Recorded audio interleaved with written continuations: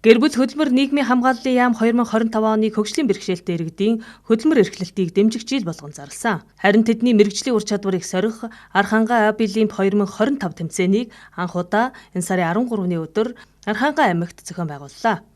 Аймгийн 19 сумаас тогооч, модон идэл, оёдол, ворд боловсруулалт, цахилгаан хэрэгсэл угсралт, давсан урлал гэсэн 6 төрөлд 55 хүн оролцсон юм а. Манайх одоо бэлтгэлээ айгүй сайн хангасан, хамгийн их оролцоотой оролцож байгаа. Ерөнхийдөө бол хуваараа бүгдөө бизнес эрхлэл сумдаа ингээд үйл ажиллагаагаа тасралтгүй явуулдаг ийм мэрэгдээ түлхүү оролцуулсан байгаа. Шинээр ажлын байртай болох тиймээ нийгмид оролцоог сайжруулах зорилгоор хийж байгаа зөв зүйтэй арга хэмжээ олж бодож байна.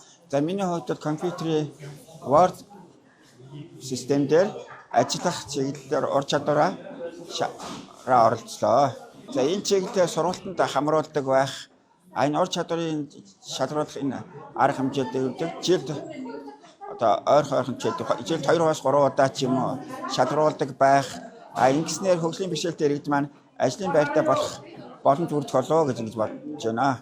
Тус уралдааныг зохион байгуулснаар хөгжлийн бэрхшээлтэй иргэдийн хөдөлмөр эрхлэлтийн үнэлэмж өсөх, мэргэжил эзэмших, нийгэмд тэгш оролцоог бий болгох, урам зориг төрүүлэх, бусаддаа зөв үлгэр дуурайлал үзүүлэх зорилготой юм а.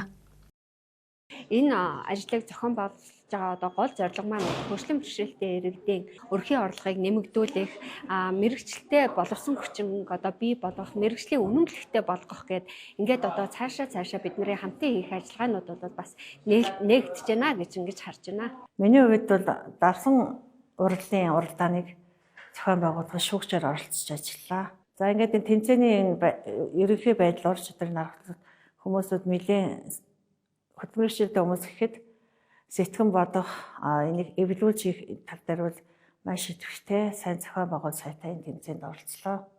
Уг ур чадварын тэмцээнийг мэргэжлийн багш нар шүүн явуулахаас гадна сэргээн засалт, сургалт үйлдвэрлэлийн төвийн мэргэжлийн боловсролын сургуулийн менежер, Монголын Абилимпийн холбооны тэргүүн Чимэд Дулам арга зүйгээр ханган ажиллалаа. Тэмцээний цахилгаан холболтын төрөлд Тариат сумын Жамсран жав, тогоочийн төрөлд Эрдэнэ булган сумын Иргэн хулан, модон идэллийн төрөлд Эрдэнэ булган сумын Мэнд сайхан, оёдлын төрөлд Эрдэнэ булган сумын Иргэн Сумьяа сүрэн, гар урлалд Иргэн Наран чимэг, ворд боловсруулах төрөлд Цэцэрлэг сумын Бацыя нар 1-р байранд орсон юм а.